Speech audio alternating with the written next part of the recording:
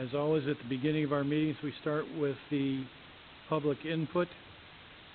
I will remind you at the beginning of public input that we have asked to please hold yourself down to 3 minutes. After 3 minutes, I'll be trying to shut you off, and if I have to, I will shut you off. Please come to the microphone, state your name and address so we can all know who we are. And Brian, who's first?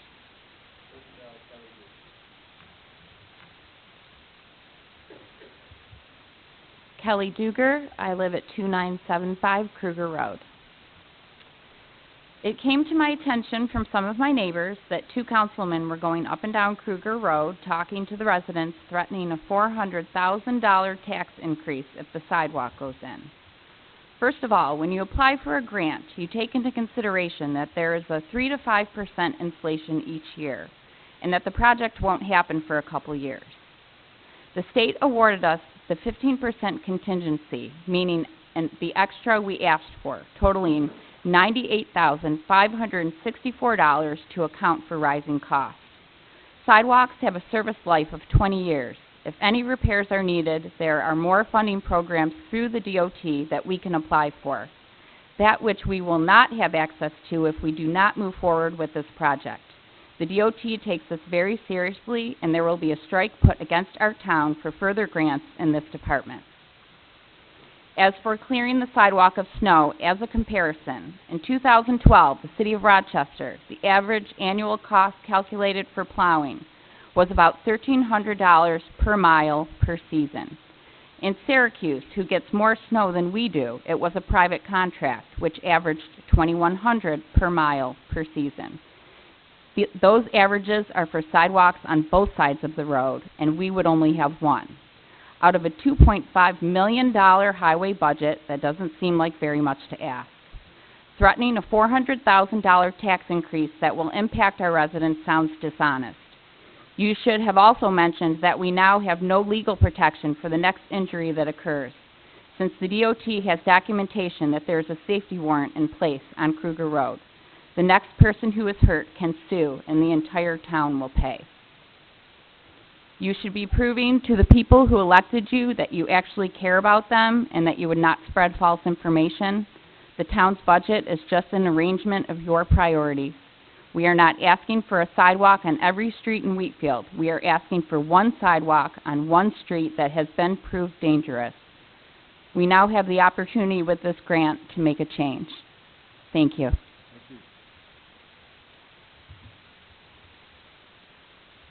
If any board member wants to comment back because you were called out, feel free. If not, we can hold that. Brian, next. Somewhere in the middle.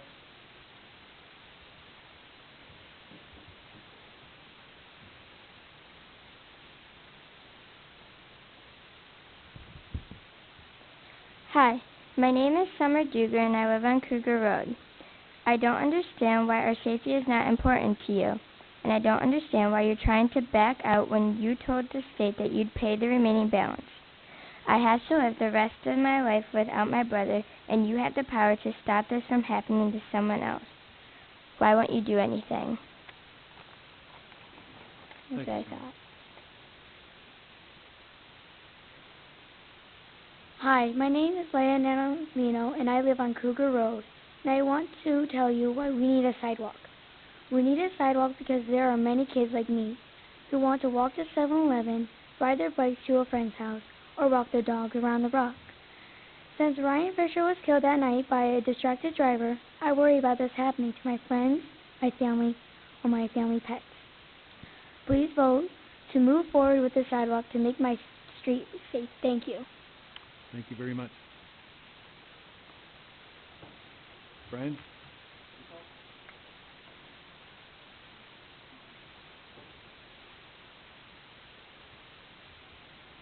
Good evening. Hi, my name is Rachel Tufalaro, and I live at 6651 Eric Road. You say that if Kruger Road gets a sidewalk, then everyone will want one. That's not true.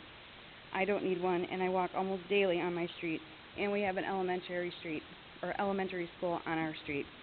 My daughter has friends on Kruger. That road is dangerous. I would never let her walk with her friends or even walk my dog down that street. Thank you. Thank you, Rachel.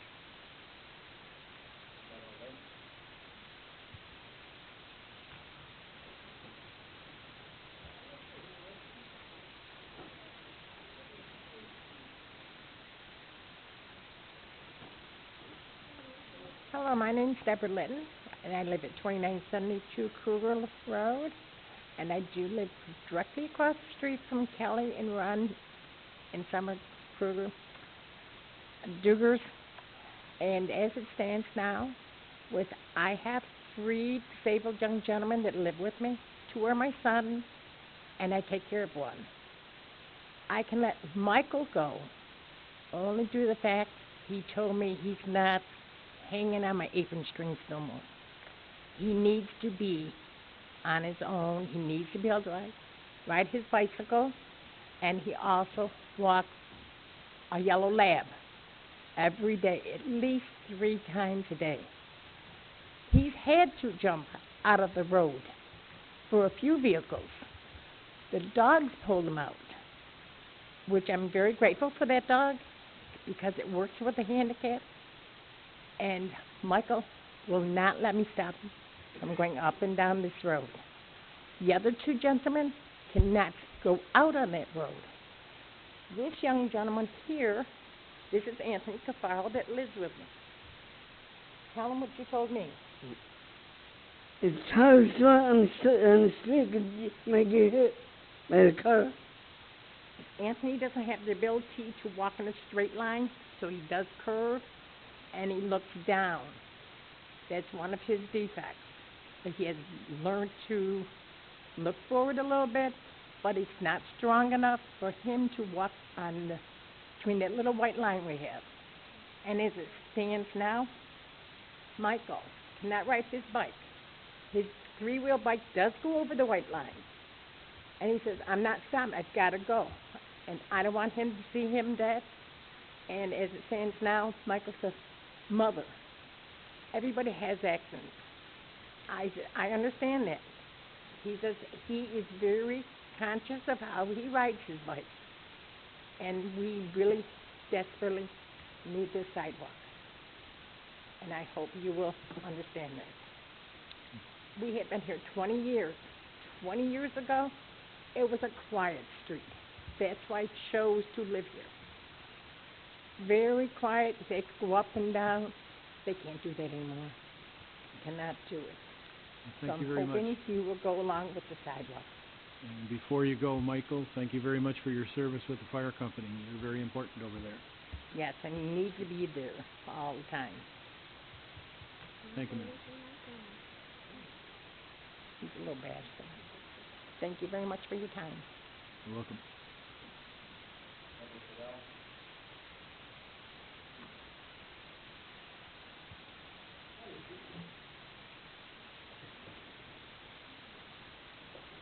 I know I only have 3 minutes, but I'm kind of starting in 2014, so I have a lot to say. So I'm going to go as fast as I can. Please confine it to 3 minutes, Levine. My name is Deborah Cadell. I live at 2971 Kruger Road, and I am calling out again the SOS. Seeking out safety for the town of Wheatfield residents has been our message for the past 2 years. Ryan Fisher lost his life on November 21st, 2014 due to unsafe road conditions on Kruger Road. Where the accident occurred, lighting is poor, shoulders are less than 3 feet in width, there were open ditches on both sides of the road, there were no 30-mile-per-hour signs on our side of the road. There was one 30-mile-per-hour sign on the opposite side of the road. We're leading from Niagara Falls Boulevard to Ward Road. I brought this up to the town board as they were not aware of the lack of the 30-mile-per-hour signs, which really upset me, that you guys didn't even know there was no 30-mile-an-hour signs on our road. This road is unique compared to other roads in Wheatfield, as it is a major road connecting Niagara Falls Boulevard and Ward Road. A radar study completed by Joshua Walter with the assistance of the Niagara County Sheriff's Office, whereby a NCSO radar trailer was set up to provide data of the vehicles on Kruger Road. From January 25th, 2016 through January 26th, 2016, there were 1,057 vehicles during this time period where 883 vehicles were speeding. Total number of vehicles speeding over 40 was 199, and there were 11 vehicles in the 76 through 80 mile per hour range. Speeding is a major issue on Kruger. Also on Kruger Road, a St. John's First Fire Hall with volunteers and fire trucks moving very quickly. 2 commercial businesses, Pelicanos Market, Rosal Construction, that presents daily traffic truck concerns. Due to housing development in the past 20 years surrounding Kruger Road, there are now 11 feeder streets that cross, end, or begin on Kruger. This means the volume of traffic every day comes from residents, cars, trucks, school buses, emergency vehicles from these 11 feeder streets from Niagara Falls Boulevard and Ward Road. To help slow down traffic, there are 3 stop signs and a stop sign icon on one side of the road. There are 5 stop signs and 2 stop sign icons on the other side. There is a children's playground, which is very dangerous to get to due to the high volume of traffic, small shoulders, and speeding vehicles. On December 8, 2014, after the death of Ryan, I brought up the safety issues to the board, as I also had concerns over an individual with special needs who is a volunteer fireman and lives on Kruger Road. As he cannot drive a car, he rides his 3-wheel trike down Kruger for means of transportation. I spoke of how the wheels of his trike are over the shoulder lines of the road. Cars need to move to the other side of the road to pass them. I was told that in the spring of 2015 these issues would be addressed. Unfortunately, they were not so. So with the help of Kelly Duger, who I finally spoke to her about what I was doing, Ryan's stepmother, we started a petition that requested the town would increase the size of the shoulders on Kruger Road. Debbie, that's 3 minutes. Can you hurry up? As the town stated that a sidewalk On one side would be too expensive and that the town of Wheatfield does not want sidewalks, even though if you go to the town's website, you will find the town of Wheatfield's comprehensive plan that states non-automotive travel should be a focus for the town. That would include sidewalks, trails, and bikeways, which would provide a safe connection between residential concentrations and recreational facilities for bikes and pedestrians. This is a legal document. We were able to collect 384 signatures from residents in the surrounding area of Kruger Road. On June 9, 2015, we presented the petition to the town to increase shoulder width. We were told the construction cost of the shoulders would be too expensive. On July 13, 2015, the board authorized and paid the town engineer, Timothy of the Wendell firm, $3,200 to complete a sidewalk study, as Mr. Rotella, the town grant writer, shared that a grant for a sidewalk could be applied for in January of 2016. The grant would pay for 80% of the total cost, and the town of Wheatfield would pay the matching 20%. In November 16, 2015, the cost of the sidewalk estimation from Wendell went from $500,000 to $900,000. Mr. Zuber's map, plan, and report stated the town of Wheatfield is proposing the construction of a concrete sidewalk along the south side of Kruger Road.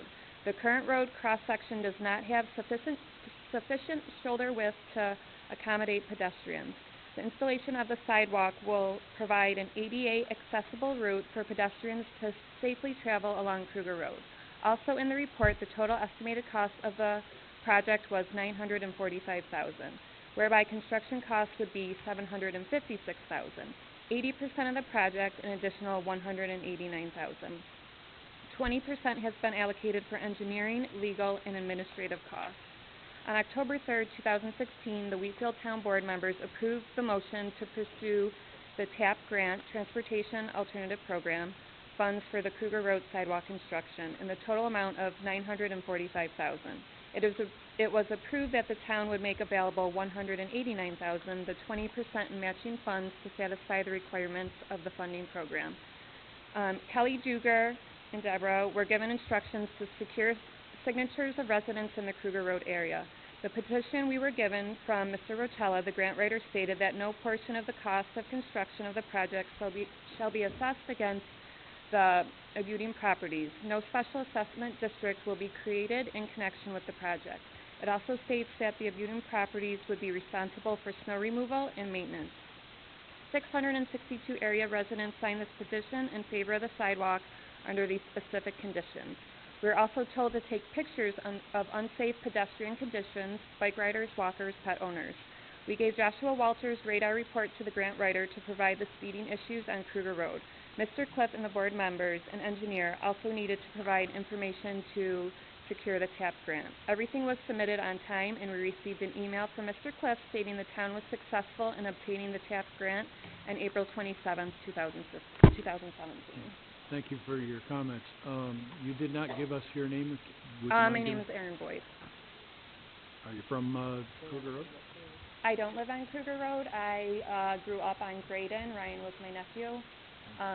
Side note, I went to school with your children. I rode the bus with your son. It's a completely different neighborhood. It's not the same neighborhood. Thank and you. I would not expect a sidewalk on Graydon where, how long did you live there? 30 years. I would never expect a sidewalk there now. Kruger Road's not the same. Thank you. Hi, I'm Maureen Harding again. Mr. Cliff stated in Wheatfield Tribune and at the town meeting that, meaning Kruger Road, it is an area, quote, it is an area that has a problem, unquote. Quote, it's a unique opportunity to take advantage of a grant to put what really belongs on that road, unquote. After the Wheatfield Town Board approved the application for the TAP grant on October 3rd, 2016, the discussion was ever present about how to pay for the remaining 20% of that the town would be responsible for. We asked the board members to assist Kelly and I to pursue additional monies from other funds, such as another grant that could piggyback onto the TAP grant, also to apply for money from Senator Ort or Catherine Lance. But none of these avenues were taken serious and not pursued. Mr. Cliff stated that the additional $189,000 could come from the town's fund balance or it could be part of a highway funds. The board members also brought up about creating a special district tax just from the Kruger Road area residents over a 10-year period. This information is incorrect, as the Kruger Road petition, a document that was sent to the TAP grant, states that this situation would not happen. Recently, 2 of the board members canvassed the Kruger Road area, telling the residents how their taxes are going to be substantially increased if they set up a special district due to the construction and maintenance of the sidewalk. But how could this come about if the documents that were sent to New York State Department of Transportation for the TAP grant stated on the petition for the Kruger Road sidewalk project that no portion of the cost, quote, no portion of the cost of the construction of the project shall be assessed against abutting properties. No special assessment district will be created in connection with the project, unquote. Can you legally retract these statements on the Kruger Road document after being awarded a New York State DOT grant that was sent to the Department of Transportation after Mr. Cliff, Matthew Brooks, the town lawyer, and the board members signed an agreement that stated that I further certify that all the information contained in this application and in all statements, data, and supporting documents that have been made or furnished for the purpose of receiving assistance for the project described in this application are true, correct, and complete to the best of my knowledge and belief. I acknowledge that offering a written instrument, knowing that the written instrument contains a false statement or false information with the intent to defraud the state or any political subdivision, public authority, or public benefit corporation of the state with the knowledge of or belief that it will be filed with or recorded by the state or any political subdivision, public authority, or public benefit corporation of the state constitutes a crime under the state of New York. And we have a digital signature by Robert Cliff on the grant. Also on the TAP grant, it states, once the project is complete, the town of Wheatfield will maintain the site and retain any and all expenses needed to keep the sidewalk in usable conditions, unquote. This is in the TAP grant. Board members are telling residents they would be responsible, which is untrue. Also on the TAP grant application, it states that the sidewalk would provide continuous path without dangers of walking in the street. It would provide a safe waiting area for school children while waiting for the bus. Families and children could safely walk to the playground. The grant also states this sidewalk project would be mainly focused in public safety with the installation of a 5,190-foot linear feet That's 3 minutes, Bernie. of 5-foot wide sidewalk. My name is Mike Davidson. I grew up on Graydon Drive. The grant shares concerns about the volume and speeding of vehicles and, quote, though police patrol and a radar trailer can help slow traffic down, the only way to truly make this heavily utilized route safe for pedestrians is to install a sidewalk. This information confirms that Kruger Road is unsafe. That is why the town was awarded the grant. If Mr. Cliff's signature on the TAP grant application represents Larry Helwig, Gil Duche, pardon me if I pronounce anyone's name wrong, Art Gerbic, Randy Retzlaff, Matthew Brooks, and Tim Zuber, then I feel the information on this New York State TAP grant document, the Kruger Road Sidewalk Project, and the Wendell Engineers Report should be reread by the town board members, as these men are not sharing the correct information that is written on the TAP grant information. They are not sharing the correct information that was written on the Kruger Road Sidewalk petition. The TAP grant was awarded due to all of the unsafe conditions on Kruger Road based on the information that was submitted to the New York State Department of Transportation from the town of Wheatfield. Now it seems that the board members do not agree with the TAP grant facts that they originally stated and approved. We are confused and upset, as the town board originally agreed to pursue the TAP grant on October 3rd, 2016, due to safety issues. We followed all of the town's directions with getting the 662 people's signatures on the petition.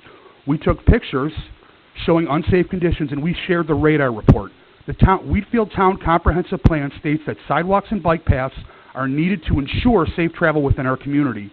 Why are the board members stating incorrect information to residents concerning high taxes and liability issues, as all of the true information can be found in the documents that the Wheatfield Town Board sent into New York State? When the board is sharing negative, incorrect information, residents are concerned and upset. Please remember, Ryan was killed by a hit-and-run driver at the age of 16, and his life has been taken from him, but through his death, it is a wake-up call for our town. Wheatfield needs to recognize that we are not in rural areas anymore. The importance of safety and well-being for pedestrians and drivers in our ever-growing community needed to be addressed, recognized, and implemented.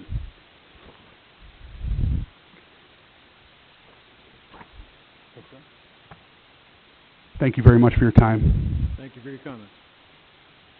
Brian?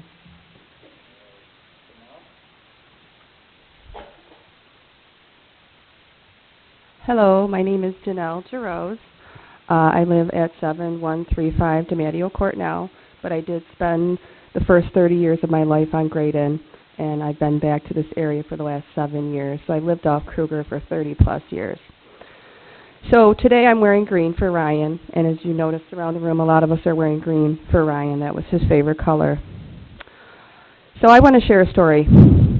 On Tuesday of last week, 2 town councilmen also met up with Kruger Road resident Jackie Natalino at her home. Here's what she had to say about the encounter. The councilmen advised that the remaining cost for installing sidewalk on Kruger Road would be $400,000. This amount, if shared with all residents that were approached, may sound overwhelming with impact to their taxes. The truth is, the actual remaining cost after the grant funds would be $189,000. Another item that was discussed was the maintenance of the sidewalk. The councilman advised this was something they still needed to figure out. Do they hire someone to monitor or do the maintenance? Or do they add a clause that puts the responsibility on the homeowner to fix broken sidewalk sections? The truth is, the grant that was approved stipulates that the town will be responsible for maintenance of the sidewalk, while the homeowner will be responsible for keeping the sidewalks clear for use. If the message shared was consistent, and other residents heard the inaccurate amounts of misinformation, this could have led them to share feelings against the sidewalk. How can we trust the message or the response? Thank you. Thank you very much. Okay, that's everybody who signed up. Is there anybody else who hasn't signed up that would like to speak? If not, we'll move on. And I do thank you all for your comments.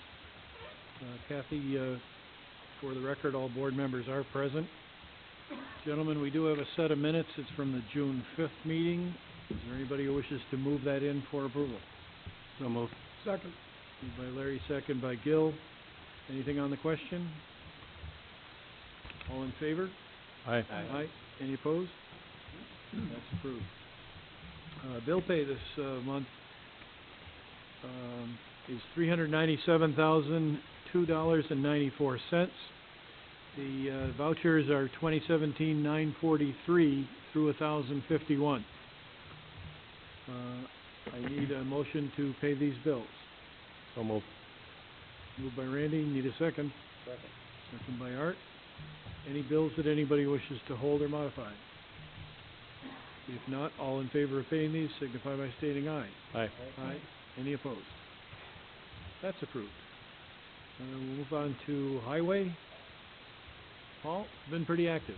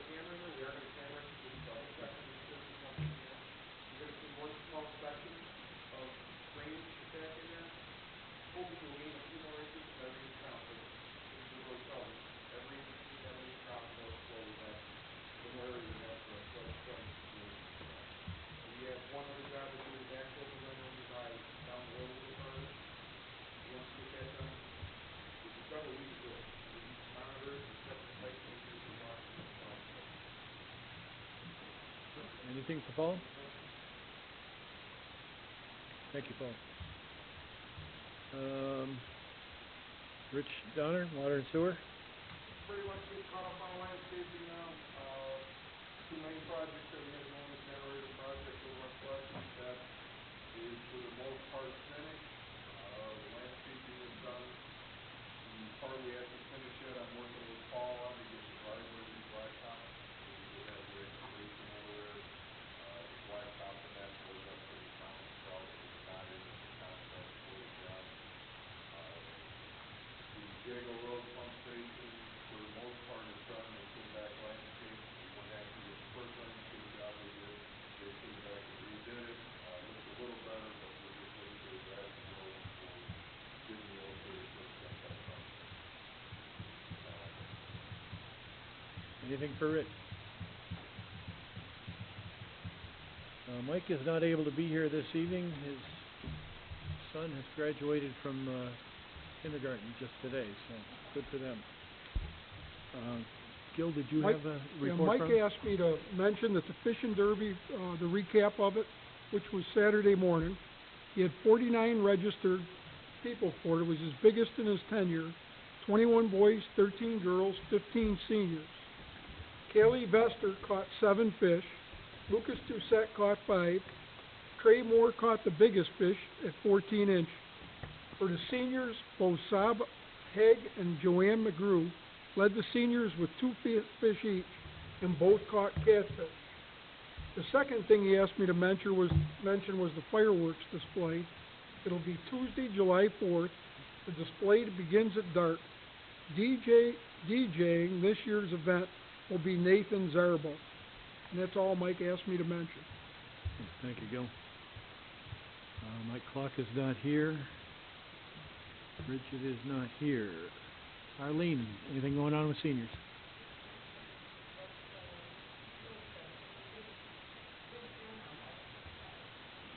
It was amazing driving over there at 20 after 8 to see all those people ready. It was crazy.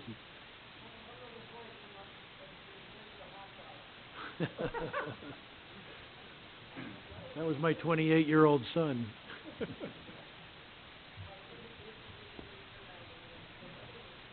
It was gorgeous.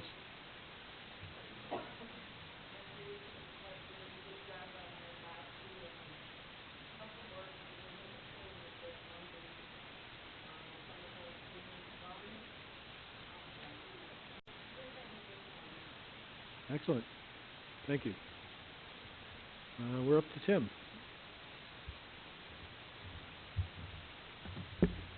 Thank you.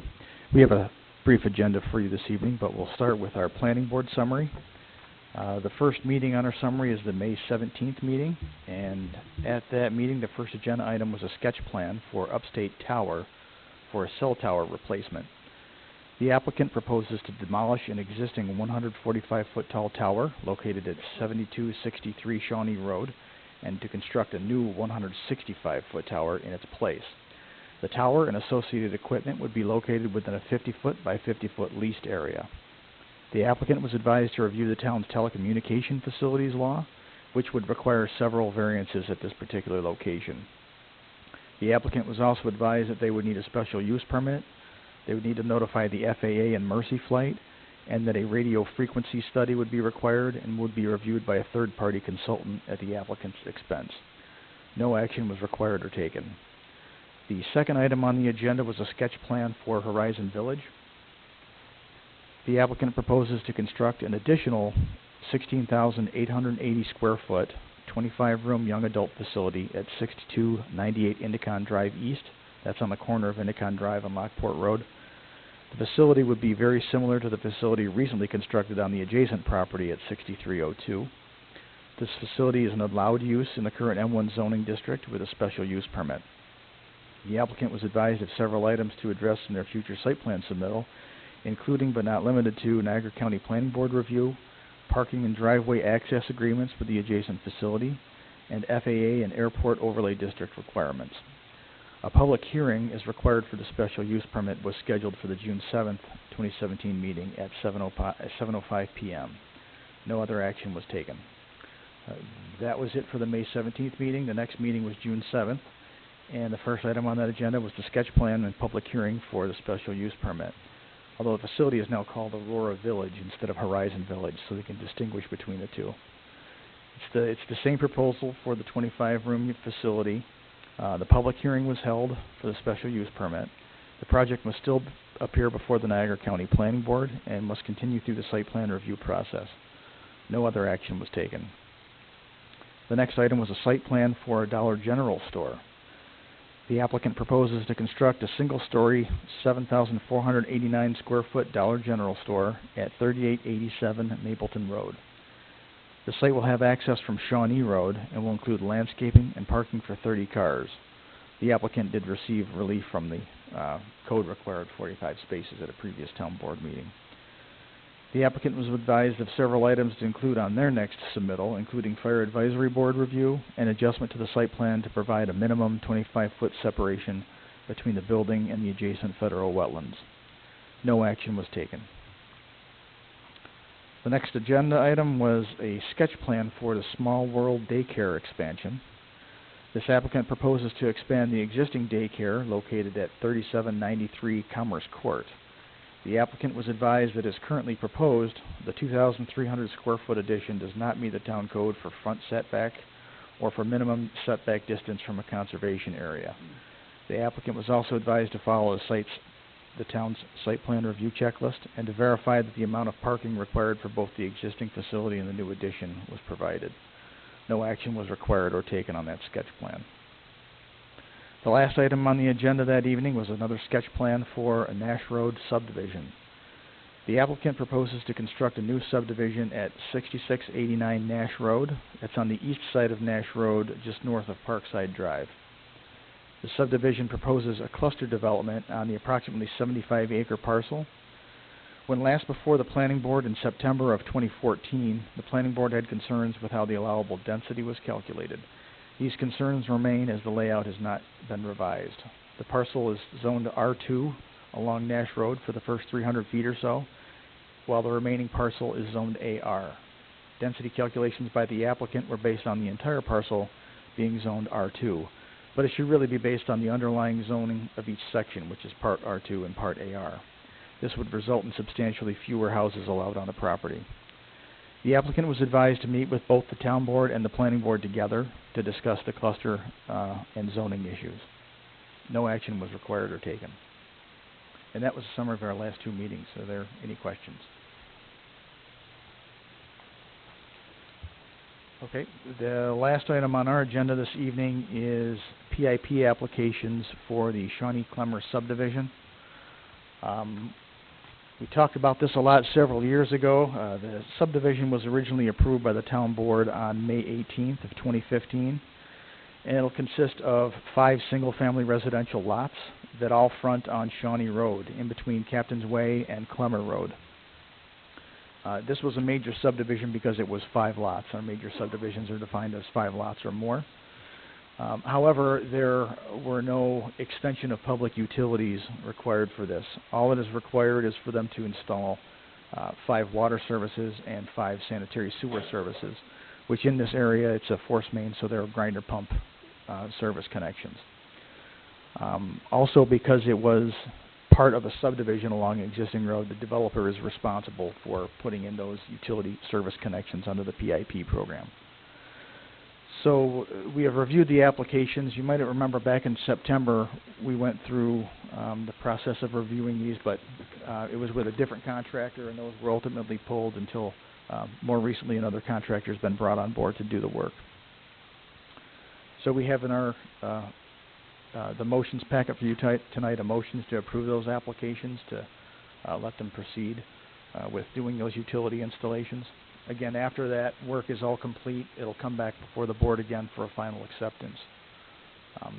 I believe the one remaining item that we need to finalize with the town attorney has to do with the insurance certificates for the project. But I just actually received another submittal on that tonight that I'll pass on to Matt, and therefore we made it a contingent of the approval. So unless there's any other questions on that subdivision. Anything for Tim? Thanks, Tim. Okay, thanks. Matt, we can move on to motion. Okay, first motion is the motion as Tim referenced from Wendell. Motion to approve the PIP applications for the construction of water services and sanitary sewer services for the Shawnee-Clemmer subdivision. This single-phase subdivision will yield a total of 5 single-family residential lots, lots 1 through 5, that front on Shawnee Road between Clemmer Road and Captain's Way.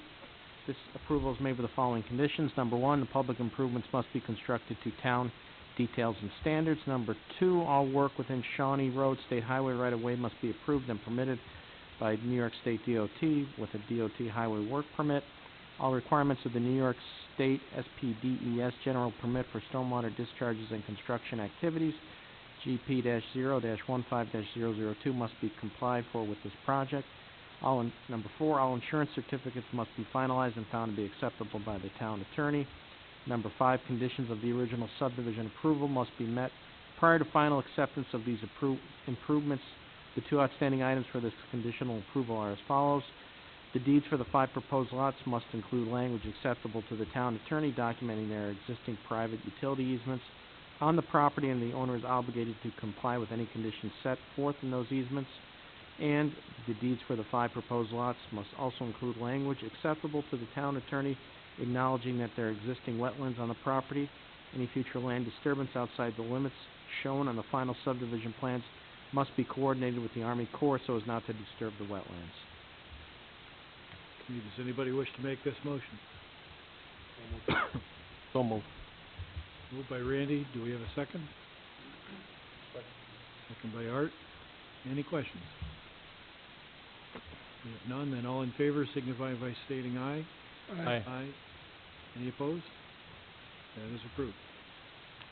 Okay, next motion, whereas the town of Wheatfield has previously resolved to apply for a New York State Community Development Block Grant in the amount of $750,000 for the purpose of providing funding to Niagara International Sports and Entertainment, LLC, DBA Big Thunder Brewing, for a project that would promote economic development in the town of Wheatfield.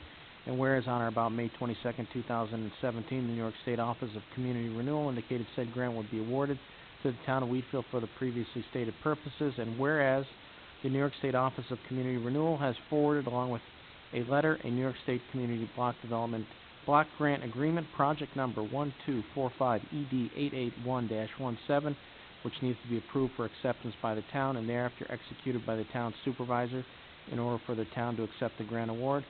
And whereas Wheatfield Town Attorney has an opportunity to review said New York State Community Development Block Grant Agreement, project number 1245ED881-17, and approves the form of said agreement. Now therefore be it resolved that the town board of the town of Wheatfield approves said New York State Community Development Block Grant Agreement, project number 1245ED881-17, in the amount of $750,000 to provide funding to the Niagara International Sports and Entertainment, LLC, DBA Big Thunder Brewing, and authorizes the town supervisor to enter into said agreement on behalf of the town in order to promote economic development in the town, subject to the development and employment goals previously set forth in the Community Development Block Grant application, on the understanding that said grant project is to be administered wholly by the Wheatfield Local Development Corporation.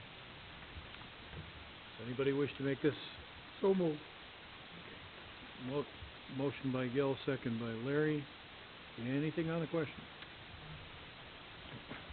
It's hopefully a pretty big deal. Hopefully the start of the Summit Mall coming back to life, both in terms of its entertainment with the double domes and also with the brewery, could bring a lot of life into this building that's been vacant for, 10, 12 years. Maybe this will kickstart. Anything else on the question? This would be the second project that the Wheatfield LDC has championed. The first project being Jacob's Ladder, that was on Walmore Road, which I think is complete. I think the granting agency has already accepted that, Supervisor Cliff? It's basically done except for one final bill. Okay, so that project was a success, and hopefully this one will be just as successful. Anything else? Go ahead. Is this gonna be the building out in front of them all where that stadium was? It wasn't originally planned for there. I don't know if that may have changed. It was actually planned for inside, I think, the old McCrory area. That's what I thought it was, but I heard something to the contrary to that. I believe it was inside Mike. And it includes not only a brewery, but it also includes a restaurant and bar attachment. Anything else? If not, all in favor of approving this, signify by stating aye. Aye. Aye. Any opposed? That is approved. Okay, next motion deals with that same grant. Whereas the town of Wheatfield has previously resolved to move forward in the process with regard to the New York State Community Development Block Grant in the amount of $750,000 for the purpose of providing funding to Niagara International Sports and Entertainment, LLC, DBA Big Thunder Brewing, for a project that would promote economic development in the town of Wheatfield. And whereas the town of Wheatfield has requested the Wheatfield Local Development Corporation to administer the grant on behalf as a sub-recipient, and whereas the Wheatfield Local Development Corporation has prepared a sub-recipient agreement and grant agreement for the administration of said grant on behalf of the town, and whereas the Wheatfield Town Attorney has had an opportunity to review said sub-recipient agreement and grant agreement and approve both agreements as to form, now therefore be it resolved that the town board of the town of Wheatfield approves the said sub-recipient agreement and grant agreement to allow Wheatfield Local Development Corporation to administer the aforementioned grant on the town's behalf as a sub-recipient, and authorizes the town supervisor to enter into and sign the sub-recipient agreement and grant agreement on behalf of the town in order to promote economic development in the town, subject to the development and employment goals previously set forth in the Community Development Block Grant application. Okay, anybody wish to make this motion? Okay, motion by Art. I'll Give me a second. second. I'll Second by second. Randy. This basically is the town side putting the LDC in charge of the project. The LDC, of course, has to vote and agree to do so.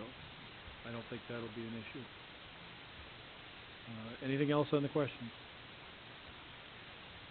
All in favor? Aye. Any opposed? That is approved. Next motion is to authorize the town attorney to sign on behalf of the town of Wheatfield an agreement between Niagara County and the town providing for Niagara County information technology to assist the town of Wheatfield with computer and IT services at an expense delineated in said agreement. The agreement is for a period of time of June 22nd, 2017 through June 21st, 2018. I'll make the motion. I'll I'll go- second it. Moved by Larry, second by Gil. Anything on the question? All in favor? Aye. Any opposed? That's approved. Okay, next motion to hire Joseph DeLabio as a seasonal park guard for the Recreation Department at the rate of pay and terms pursuant to job specifications of the Recreation Department's seasonal help and subject to human resource approval. So moved. Moved by Randy. Second by Art. Anything on the question? All in favor? Aye. Aye. Any opposed? That's approved. Last motion I have is from the Budget Director. Be it resolved that the Town Board does authorize to approve the following 2017 budget transfers for the General Fund and Sewer Fund as follows, and those are as presented in the motion package. I'll go ahead and make this motion. Second. Second by Larry. Anything on the question? All in favor? Aye. Any opposed? That's approved. Okay, and I have no further motions. I've got one. Over the course of the last few days, I've been talking with some of the board members. We're going to have a hard time getting enough of a group here on July 3rd we're scheduled to have a meeting on July 3rd, and that's probably not going to happen. So I would like to suggest, I'll make the motion that we change our regular meeting from July 3rd to July 10th at the normal time. And once we make that change, I have another thing we can discuss. I'll second that motion. Okay, moved and seconded to change the date to July 10th. Anything further on this question? All in favor, signify by saying aye. Aye. Aye. Okay, that is approved. At that meeting, I think it's time that we take a vote. I'm asking for the board to take a vote on this acceptance or non-acceptance of the Kruger Road sidewalk project. So I'm suggesting that we open at 7 o'clock. Kathy, do you know if we have anything else that night? On the 10th, probably not. It would have been the 3rd. Okay.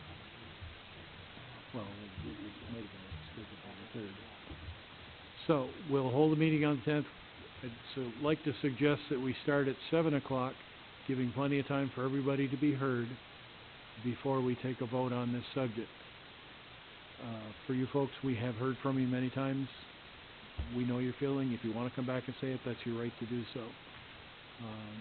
But this will probably be the last opportunity for people to speak up before we make a decision to proceed or to not proceed. I don't know if I need a motion for the public information meeting. I don't think so, right? No, it can be, A public information meeting, not a public hearing.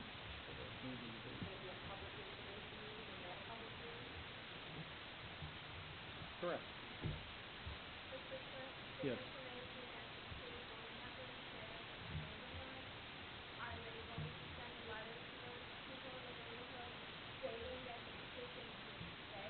Okay.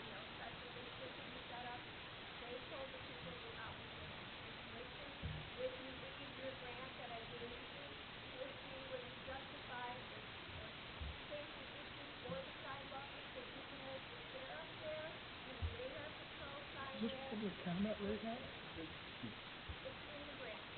The answer to your question is they can answer for themselves. They have the opportunity of answering for themselves if they wish. I will probably try to get a letter out to folks in the interim, laying out the options, and hopefully we'll see more people here the next time. With the facts. From the grant and from the With- Kruger Road I don't know how much Lauren will let me put in the paper. We'll have to find out. Okay, so we'll hold the meeting at 7 o'clock, and that'll be a public information meeting leading up to the regular board meeting, and I'm going to put a motion in there to approve the grant request, the grant award, the acceptance of the grant award, I guess is the way it would be, and we'll see where it goes that evening.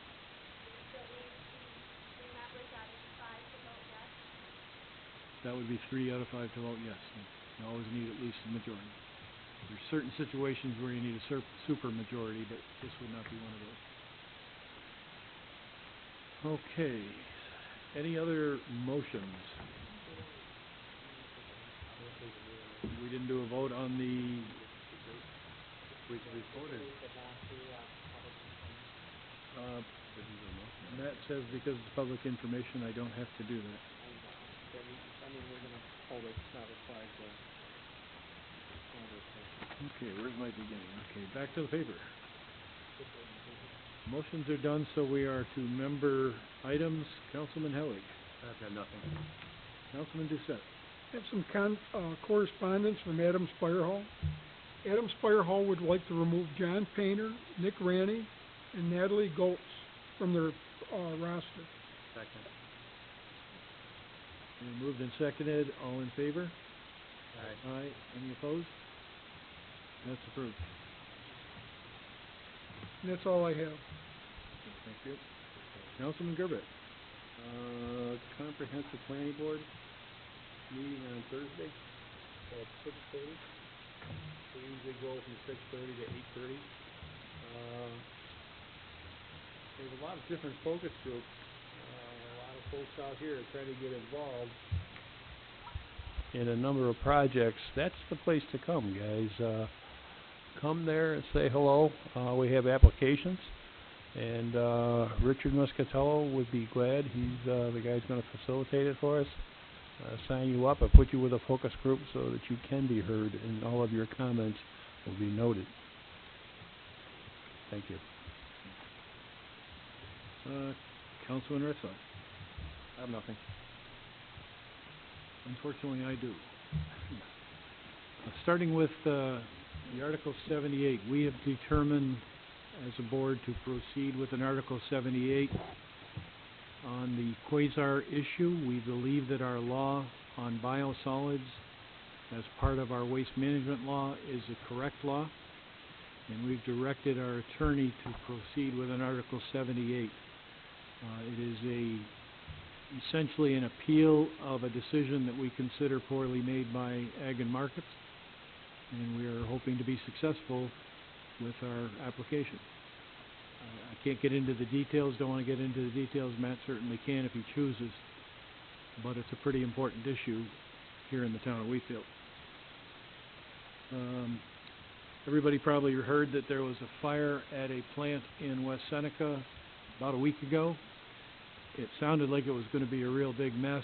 In the end, it turned out to be relatively small, although there was a big call for help on it, and that was the quasar plant in West Seneca. I did call Nate Carr from Quasar and got a report from him that what was going on is there's a bladder roof and there's a sub-bladder roof, and they were doing some maintenance on the sub-bladder roof, so they pulled back the main bladder. They had to release the gas that was in there, and then they were doing the work, and somehow it caught fire. Don't know how. And they actually are still investigating. He said he would tell me once they determined.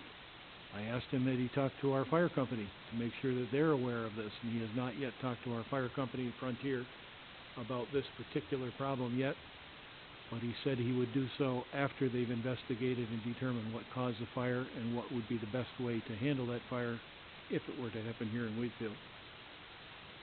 Niagara Falls Boulevard rezoning, we've had our third meeting, this one being an actual public hearing on the issue of rezoning the boulevard such that every property that is contiguous to Niagara Falls Boulevard would be rezoned to commercial. That would include places that have houses on them now. That would include places that are currently listed as R3, currently listed as residential, commercial, whatever. And it's mainly a long-term view taken by our task force. The people in the task force have taken a look at it, spent a lot of time looking at zoning. It's been about a year and a half in the works. We've had 2 public information meetings and now a final meeting. Drew is working on any final changes, and probably at the second meeting in July, there's a very good chance we'll take action on that, or at least we'll have a proposal before us to take action on that. So if anybody has any comments, if anybody has any ideas, if anybody wants to participate in the process, it's probably time to get involved. We've had quite a few show up at the 3 different meetings, but nowhere near the number who are intimately involved. And that's what I have. Supervisor, on that quasar. Yep. Julie Otto's not here. She asked a meeting or 2 ago that I contact Nate Carr about their plant, whether they're going to modify it and go from a Class B to a Class A. And I threw some of those questions out to him, and he basically said they haven't for the past 2 or 3 years been taking biosolids or sewer sludge. But they would not commit to the long-term future of continuing that. Their business model could change and they could go back to it in 3 or 4 years, but they wouldn't say that they were going to be sewer sludge free forever. And they wouldn't commit to changing it to a Class A product, because if they start taking biosolids, it would be a Class B. So what they're doing today, I guess, is creating a Class B, only because they're not taking in the biosolids. The decision by Ag and Markets and our Article 78 hearing appealing the decision by Ag and Markets will have a great deal of effect on what happens with Quasar going forward. excuse me. Anything else, Larry? Okay, our next meeting now is changed to July 10th, 7:30 for the regular meeting, 7 o'clock for a public information meeting. And we are back to public input. So is there anybody who wishes to speak? Yes.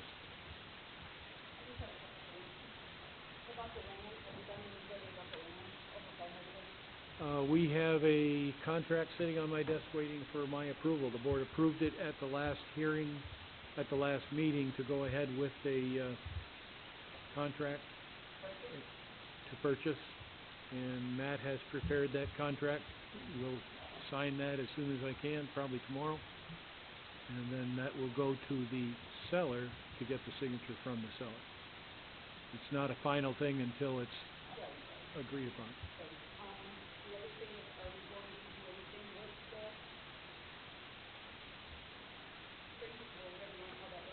I think we got to get a hold of it first. That's the first thing before we put any planning time into that. And then we would listen a great deal to Paul and Drainage Committee, as well as Tim Zuber and Dave Britton as well from GHD, to see if there are things that we should be doing. Paul is responsible for roads. That's a road to be handled however. Once we own the property, then we can make some decisions on that property.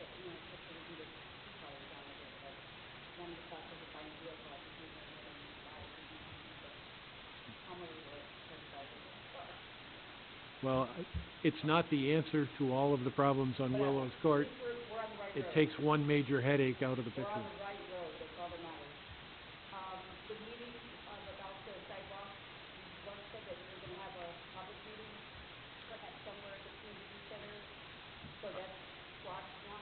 I've attempted to have that, and I've not been able to arrange a meeting, so it's probably not going to happen. July 10th. You'll have the opportunity to speak that evening for as long as you wish, and the board may, I will have a motion before the board to approve it that evening, and we will see where it goes from there. Chances are I'll be sending out a letter to the Tribune. The Tribune does a great job, and I would send it to the other papers as well. I guess I'm not real clarified on the taxes. Are taxes going to go up if the sidewalk gets approved? The way that I would propose it is through fund balance. I think that Ed and I have talked about it, and by using fund balance over a 10-year period, it can be paid off a little bit each year without affecting the tax cap, or at least minimal effect on the tax cap, paid off out of fund balance. We have $2.3 million worth of fund balance. You need to have fund balance.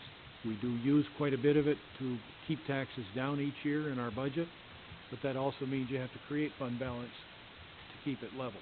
The bottom line, do I have to pay no taxes?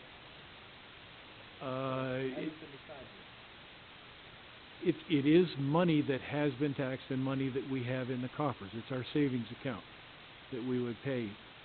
Does that mean at some point down the road it'll get to a point where we might have to have a tax? That's down the road. That's going to depend on how well we administer our budget going forward.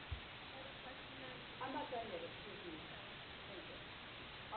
There's an issue a little bit that I have. I own 3 little dogs. They all weigh less than 14 pounds. I have to register my dogs. It costs me money. They have to have rabies shots. They have to have all that good stuff. And I'm having a big issue with cat food that own cats. And they have their indoor cats, but now they let them out.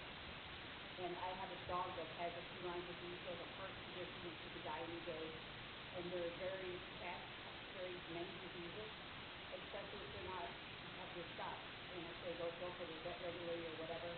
So I want to know why cats don't have the same rules as dogs.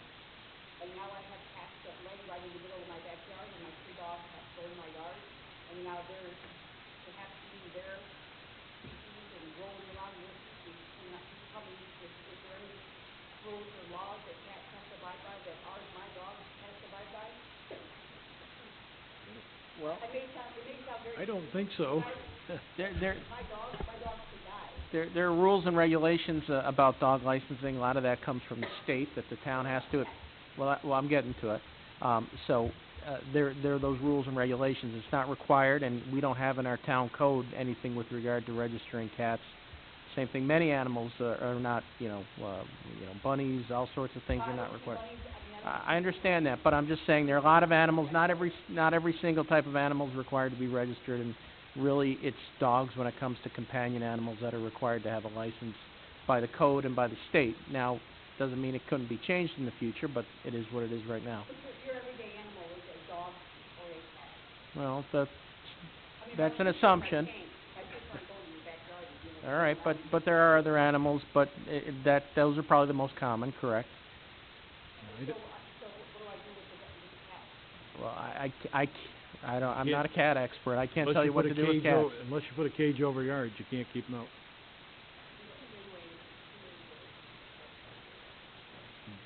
You might want to call somebody like Wild Critters. They might have ideas. Well, I'm just saying, why can't they do something like dogs? I mean, why can't they be licensed and registered?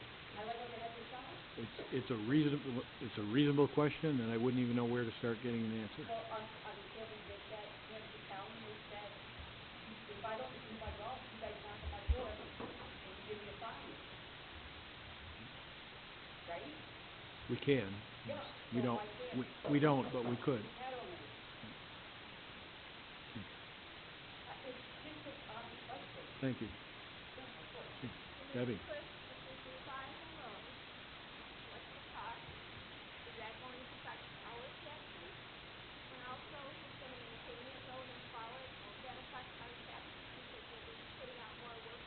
I will have a proposal for the board to vote on to accept what is the grant.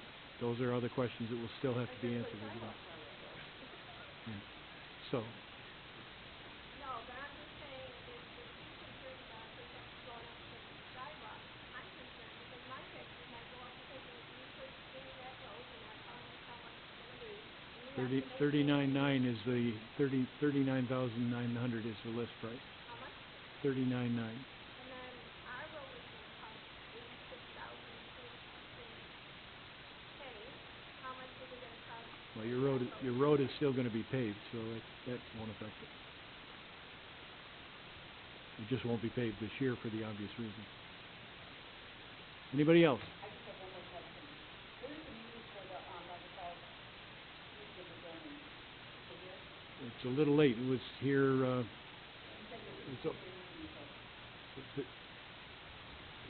we are done with our meetings on Niagara Falls Boulevard. We'll, at our probably 2 board meetings down the road, we'll actually have a motion before us to approve. Drew is working on some final changes, and when he's ready to go, we'll be able to bring it up. So I'm just bringing it up. If anybody has any comments they want to make, if you want to see what's going on, now's a good time to ask those questions. Yes, ma'am. Hi. I'm Jackie Nettlino, and I've been a resident on the road for 18 years. And you heard my daughter earlier. And I had the experience of being with a couple of councilmen earlier this past week.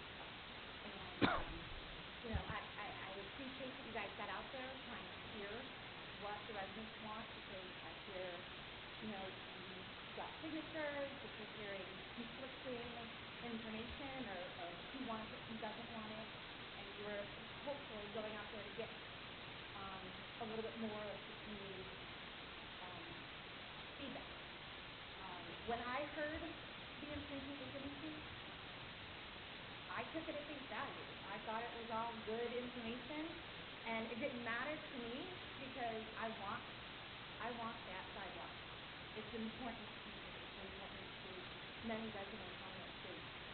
It was only after that I kind of found out some of the information wasn't exactly what I thought it was. I'm curious though, what kind of feedback did you guys get? Did you hear, even with the information that was given, that people wanted? What kind of feedback did you get? Was it worthwhile? Did you talk to a lot of people? I'm curious to know. I know that I want it, and I won't be here at the test. I'm on a Girl Scout trip with my daughter, but know that I want it. You okay?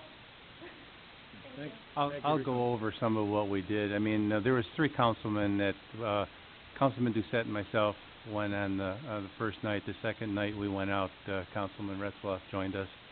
Our goal was to talk to all the residents on the south side of Kruger Road because that was the side of the road that was going to actually have the sidewalks. And it took us 2 evenings to get through all of that, and we probably hit almost 90% of the houses. The second night, the houses that weren't home the first night, we hit the second night. And Councilman Doucette was a real gentleman at the door. He would tell the people, and I'll let him talk about what he would say, but he would tell the people, right now we're just here to find out what you want, what your pros or cons are about the project. I started off generally at the door saying that we received a grant. Some of the people knew that we had a grant. Some people didn't know we had a grant. I told them it was an 80%, 20%. The state's paying 80%. The 20%, I would say that right now it looks like the town is going to have to cover that 20% unless we set up a special district. And I don't think the way the survey went that the special district would ever pass to begin with, based on the comments and the feedback we got. But the general feeling that we got was about a 74% of the folks on that side of the road said they did not want a sidewalk. 20-some percent said yes, and there was one house that husband and wife were split, and they just said put us down as neutral. I'll leave Councilman Doucette to explain some of what he heard.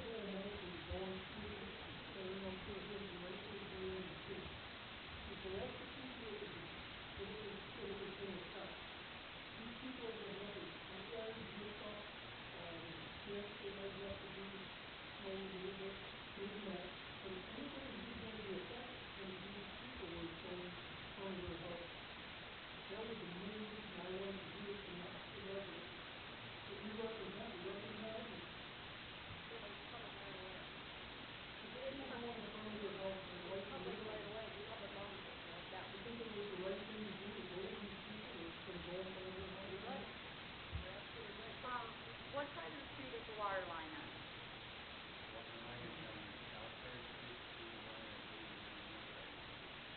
The grant writer told us that you cannot put a sidewalk over a water line.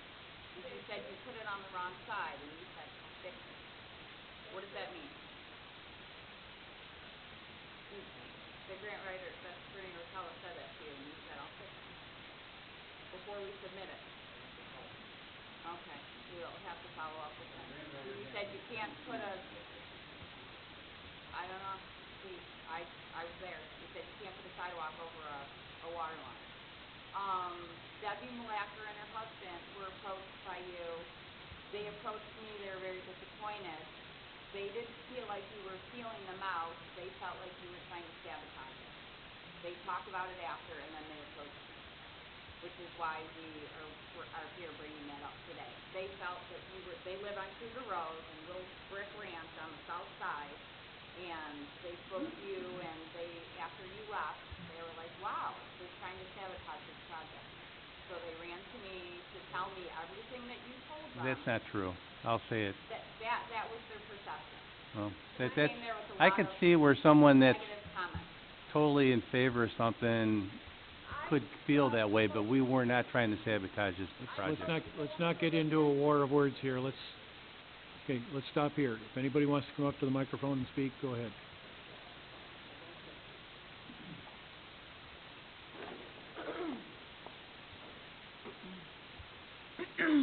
You realize I work at the DOT full-time, and my urban planning consultant is part-time.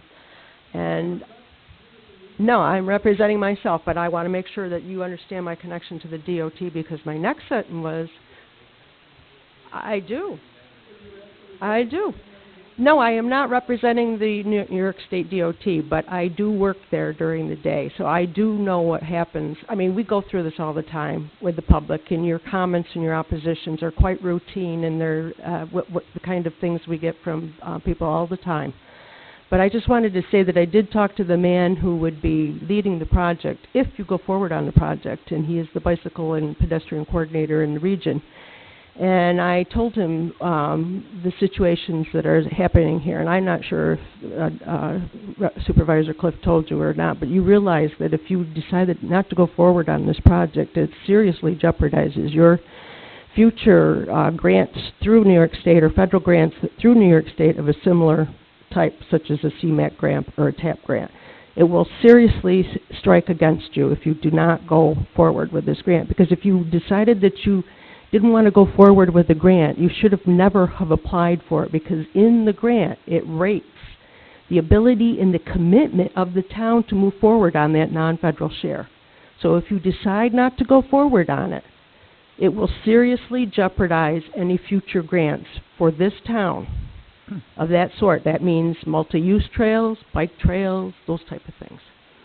TAP grants, Safe Routes to School, CMAQ grants, New York State and federal grants. It will seriously strike against you because the rating was based on your commitment as it was written in the grant to move forward on the project. And that is besides the fact that you will open yourself up to liability. Now, this is very serious. If anybody becomes injured on that road, you won't have any immunity. There's no qualified immunity. You will be liable if somebody gets injured on the road or killed, and will open the town up to huge, huge liability issues. It will be a public relations nightmare. Now, those two factors alone are very important that you need to consider on moving forward, and that's regardless of the public having opposition or not. Thank you, if you don't want to go, you didn't want to go forward on it, you should have never gone forward on the grant. Each of the emails that you sent in has been forwarded to each board member. Great. I just want to make sure that you're all aware of that as well as the public. Thank you.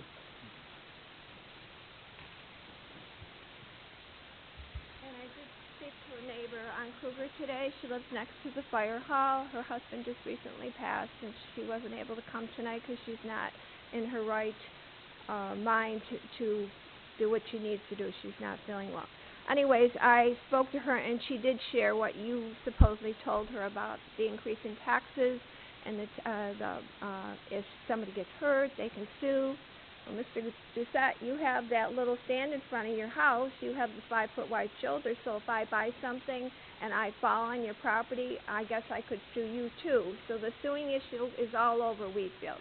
I showed her the grant, and I showed her all the highlighting items where you said that it is needed because of safety issues, that the police and the radar signs are not doing enough to support the neighbors for safety.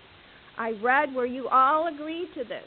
I showed her the petition that we got from you that said no special taxes or districts would be set up. You all act surprised about this. Mr. Cliff, we gave you all the stuff. We did the work. Absolutely. And you know how much we worked. We talked. We shared. And you're complaining about 2 nights? We went out 3 weeks walking. We didn't have a little golf cart to drive in. We walked in the heat. Kelly was throwing up because she would talk about Ryan. We're crying out there because people are hugging us. But yet you still will not consider the safety factor. And now you're telling me my neighbors don't want it because their yard's going to be wrecked? Maybe if it was one of their children, they would have changed their mind. But she was shocked when I showed her the stuff that went into the grant that you guys agreed on, and you're telling her different. Oh, special district's going to be set up. You're going to be taxed more. It's not in the paperwork that you signed and sent in to get that grant.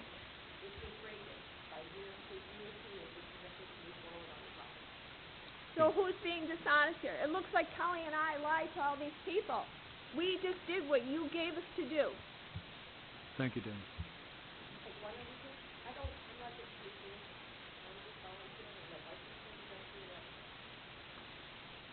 Have any of you ever lost a child? No. Have you? Yeah, I have. Okay. No, I don't. But you know what? And if the passing of your child could make a difference in the community, wouldn't you move forward with that?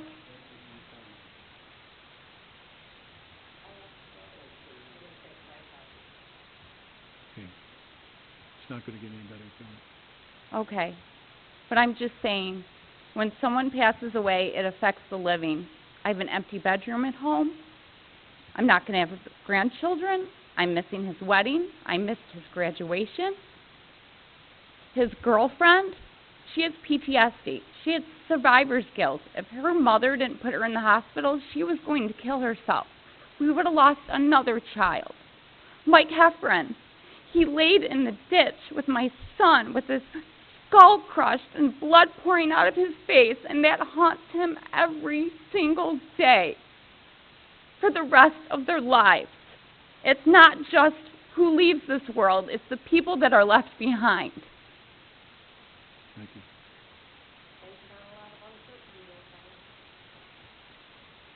Anybody else on any subject?